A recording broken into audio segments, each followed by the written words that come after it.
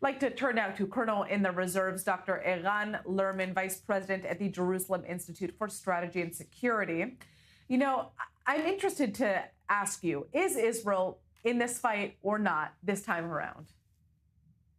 Right now, it isn't for four good reasons. One is that the Iranians themselves seems to be deterred from drawing us in, which is interesting because many people have been, let's say, singing dirges about the uselessness of deterrence in today's world. And it turns out that we can still deter the Iranians, that we've given them a taste of what we are capable of. And they have are somewhat reluctant to meet the Israeli Air Force again over the open skies.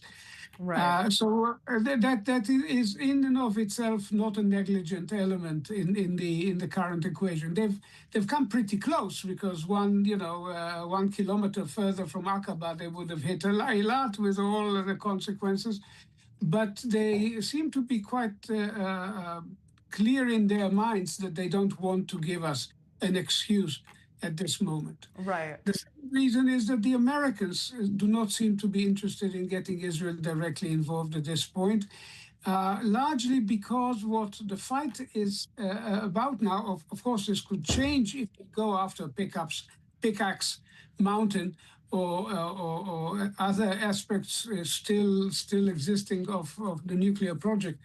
But right now, this is largely about Hormuz, and this is not our fight. It is a fight that the United States is conducting for the benefit of the international economy, for the principle of the freedom of navigation. And Israel is not necessarily a partner in the sense that it was in Epic Fury or before that in Rising in Am Kalavi, as we call it, Rising Lion.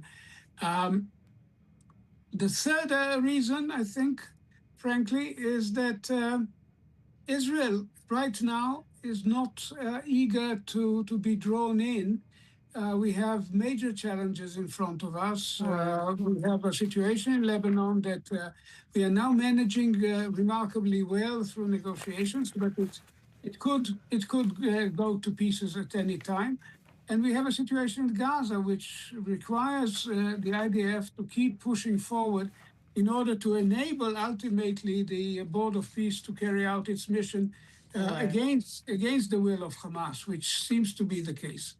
And finally, the fourth reason you've just heard, the Arab partners are not keen to be seen in the same tether with us right now. I mean, you noticed that your previous speaker was very clear about the dismay about what the Iranians are doing, but did not want to be very open about Israeli direct involvement in protecting the UAE. And I think this is one of those things that we say in Hebrew, yafa shtika, it is silence is golden.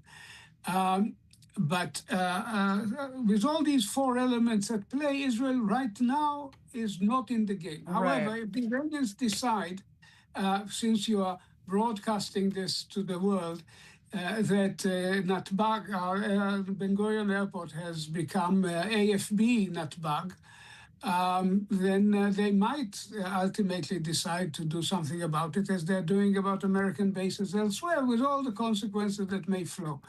Right now, this is not a decision that they have taken, and it's not a decision the Americans or Israel want to take. Right. Well, you know, like I mentioned earlier, I was actually right near the airport earlier today, and I saw several American military planes flying in and it's out. It's evident for all to see, but we nevertheless treat this as as if it was supposed to be a secret. Right. No, I mean, I think it's very clear at this point what we're seeing happen. But I'd like to thank you so much for joining us, Colonel in the Reserves, Eran Lerman. Very interesting to hear your take on all of this. We have to go out now for a quick commercial break, but stick with us on Middle East Now because we have a lot coming up, and trust me, you're not going to want to miss it. We'll see you soon.